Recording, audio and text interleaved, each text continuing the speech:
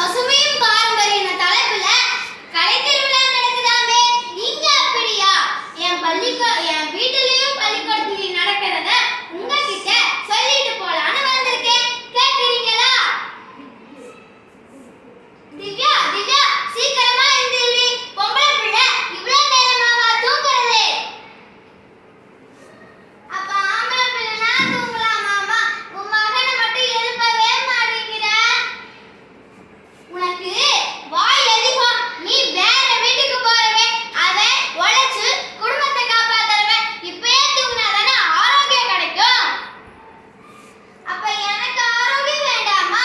நான் வேலை செய்ய மாட்டேனாக்கும். பாரு பாரு, நான் கலெக்டர் ஆகி உன் மேல கேஸ் போடுறேன். அதெல்லாம் நீ கலெக்டர் ஆகும்போது பாத்துக்கலாம். இப்ப வா தோட்டத்துக்கு போலாம். என்னது தோட்டத்துக்கா? நான்லாம் வர மாட்டேமா.